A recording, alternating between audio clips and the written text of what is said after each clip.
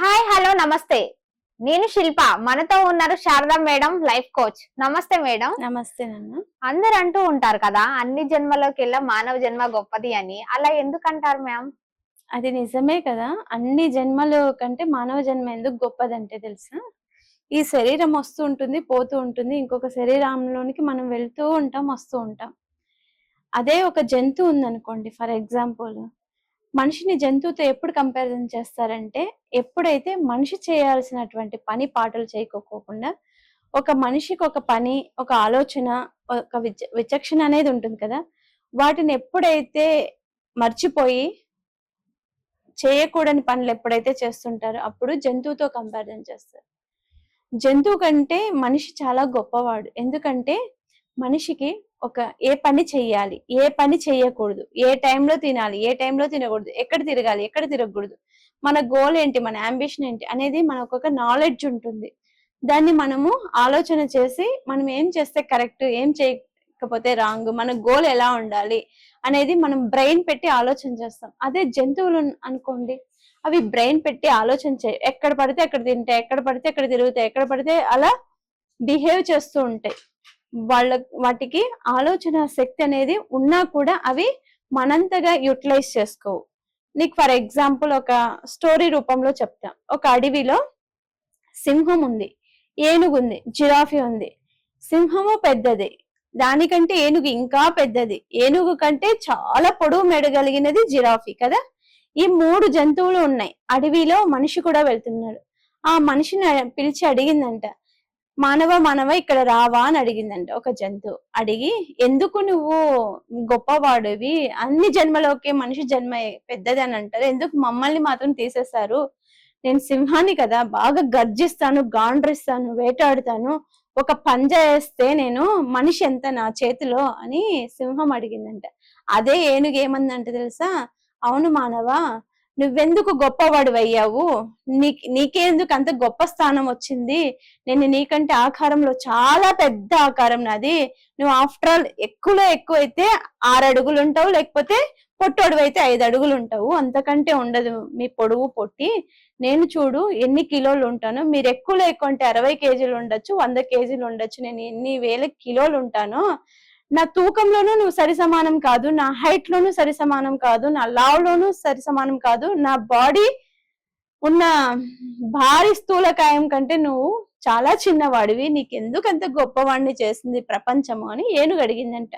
అదే జిరాఫీ ఆ మానవుణ్ణి పిలిచి, మానవ నేను నీకంటే, ఏనుగు కంటే, పులి కంటే చాలా పొడవు మెడ కలిగి ఒక నిచ్చెన ఆధారం, మీరు మనుషులు ఎక్కాలంటే నిచ్చెన వేసుకొని ఎక్కుతారు, నాకు అవసరం కూడా లేదు, నేను పైకి ఎక్కి నేను ఏది కావాలన్నా కోసుకుంటాను, నాకు అంత పొడవు మెడిచ్చాడు భగవంతుడు, నువ్వెలా అవుతావు గొప్పవాడివి అని అడిగారంట.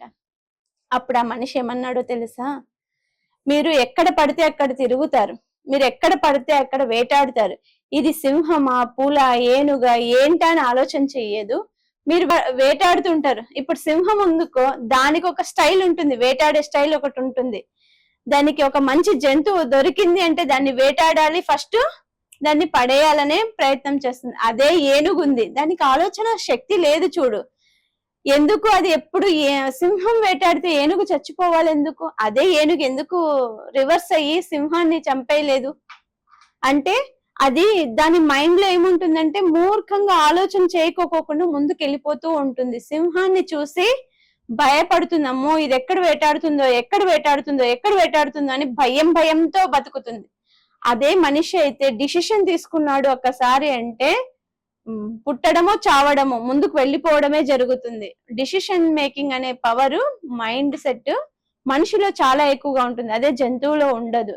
ఎంతసేపు వేటాడామా, తిన్నామా, తిరిగామా అన్న ఆలోచనతోనే ఉంటారు. అదే జిరాఫీ చూడండి, దాని పొడుగు పెద్దది ఉండి చాచి ఏదైనా ఆహారాన్ని సంపాదిస్తుంది, కానీ అదే ఒక సింహము, ఒక పెద్ద పులి వచ్చి వేటాడితే అది కూడా చచ్చిపోతుంది. మేం చేసే పనులు అలా ఉండవు, మేము ఏదైనా ఒక సమస్య వచ్చింది మాకు అంటే దాన్ని నిలబడి పోరాడే శక్తి మాలో ఉంటుంది. ఇది చెయ్యాలా, ఇది చెయ్యకూడదా, ఇది చేస్తే ఎంత ఫలితం వస్తుంది, ఇది చేయకపోతే ఎంత ఫలితం వస్తుంది. ఒక సింహం గర్జించినట్టు మనిషి కూడా గర్జిస్తారు, కానీ మీరు గాండ్రించినట్టు మనిషికి గాండ్రించడం తెలియదు.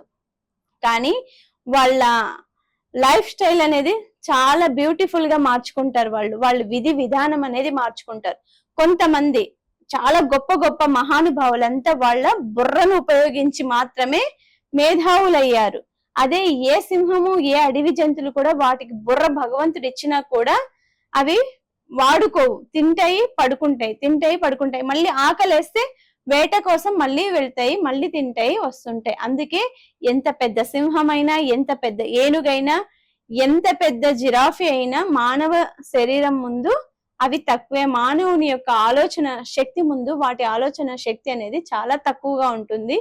మేము ఆలోచన చేస్తే ఏదైనా కానీ ఒక పొజిషన్ కి వెళ్ళేలాగా ఉంటుంది. మాకంటూ మా లైఫ్ ని మేము డిజైన్ చేసుకునే శక్తి ఉంటుంది, మాకంటూ ఒక గోల్ ఉంటుంది, మాకంటూ ఒక ఐడియాలజీ ఉంటుంది. అంటే అప్పుడు ఒక జంతువు అందంట సింహము, అవును నువ్వు ఆలోచన శక్తి కోల్పోతే, ఆలోచన శక్తి కోల్పోయిన రోజు పిచ్చోడు అంటారు. సరే నువ్వు ఆలోచన చేసి ఒక గోల్ ని తీసుకోకుండా చేయకూడని పనులు చేసావంటే అప్పుడు నిన్ను కూడా జంతువు అంటారు అంట. అంటే ఒక మనిషి మనము జంతువుగా బతకాలా, మనిషిగా బతకాలా? మన గోల్స్, మన ఆలోచనలు ఏవైతే మనము సక్రమంగా కరెక్ట్ ప్లానింగ్ లేకోకుండా మనం బతికాము అంటే అప్పుడు మనం కూడా జంతువులకి సమానం అయిపోతాం కదా.